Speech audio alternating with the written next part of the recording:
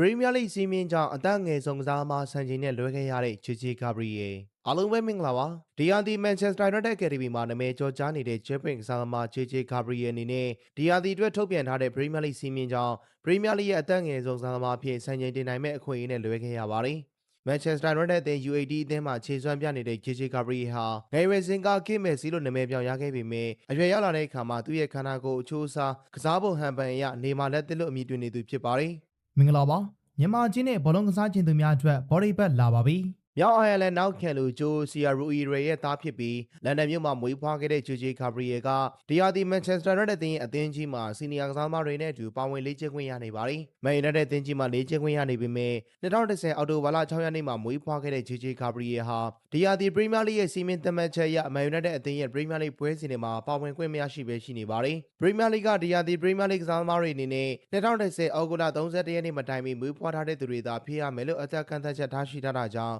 36ရက်တည်းနဲ့ကတ်လွဲခဲ့တဲ့ဂျေဂျီဂါဘရီယယ်ဟာဒီပြိုင်ပွဲမှာပါဝင်ခွင့်မရဘဲဖြစ်နေပါတယ်။လက်ရှိမှာပရီးမီးယားလိပြိုင်ပွဲရဲ့အသက်ငယ်ဆုံးကစားသမားအဖြစ်စံချိန်တင်ထားသူကအာဆင်နယ်အသင်းရဲ့တောင်ပန်ကစားသမားဝန်နရီလက်ရှိမှာမာဆေးအသင်းမှာအငှားသွားရောက်ကစားနေတဲ့ကစားသမားဖြစ်ပါတယ်။ဂျေဂျီဂါဘရီယယ်အနေနဲ့လာမယ့်2026-29ရာသီပရီးမီးယားလိပြိုင်ပွဲမှာပါဝင်ကစားခွင့်ရရှိမှာဖြစ်ပေမဲ့ပွဲစဉ်တစ်မှာပါဝင်ခွင့်ရခဲ့မယ်ဆိုရင်တော့သူ့အသက်က15နှစ်313ရက်ဖြစ်နေမှာဖြစ်လို့ဒီပြိုင်ပွဲရဲ့အသက်ငယ်ဆုံးကစားသမားစံချိန်နဲ့လွဲချော်မှာဖြစ်ပါတယ်။မိဘမျိုးရိုးနဲ့အခြေချနေထိုင်မှုအရအိုင်ယာလန်အင်္ဂလန်ဆိုက်ပရပ်စ်Trinidad နိုင်ငံတွေကိုကိုစားပြုခွင့်ရရှိနေတဲ့ဂျေဂျီဂါဘရီယယ်ဟာလူငယ်ကစားသမားဘဝမှာအင်္ဂလန်အသင်းကိုရွေးချယ်ထားပြီးအင်္ဂလန် U16 အသင်းအတွက်3ပွဲကစားထားပါတယ်။